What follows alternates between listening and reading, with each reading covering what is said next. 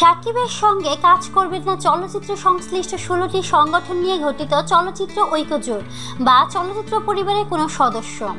সম্প্রতি লিখিত আকারে এমন কথা জানিয়েছেন ঐক্যজোটের নেতারা। এমন ঘোষণার পরই ফুঁসে উঠেছেন সাকিব ভক্তরা।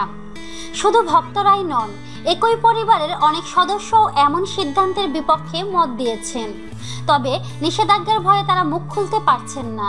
তাদের কথা হচ্ছে, যারা এখন শাকিব খানের সঙ্গে কাজ না করার সিদ্ধান্তের নেতৃত্ব দিচ্ছেন সে পরিচালকরা একসময় শাকিব খানকে দিয়ে ডজন ডজন ছবি বানিয়েছেন।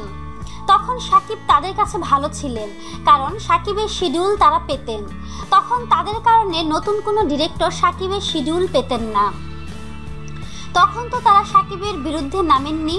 অনেকে আবার শাকিবের সঙ্গে কাজ না করার সিদ্ধান্তকে মাথা ব্যথা বলে, মাথা কেটে ফেলার মতো অবস্থা বলে মন্তব্য করছেন।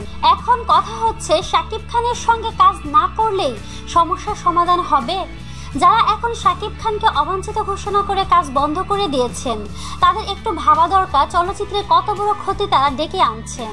শাকিব খান বর্তমানে ব্যবসা সফল ছবির নায়ক, কিন্তু এই মুহূর্তে তাকে দূরে ঠেলে দেয়া হবে চরম বুদ্ধিহীনতার পরিচয়, এমনটাও বলছেন চলচ্চিত্রবিদরা।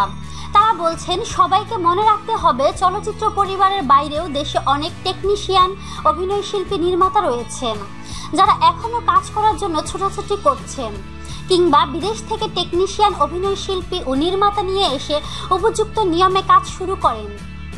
শাকিব তাহলে চলচ্চিত্র পরিবারের কী লাভ হবে?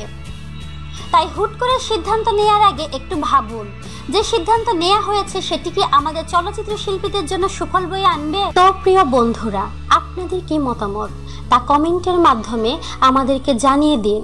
আর অবশ্যই আমাদেরকে লাইক, কমেন্ট, শেয়ার এবং সাবস্ক্রাইব করতে ভুলবেন না।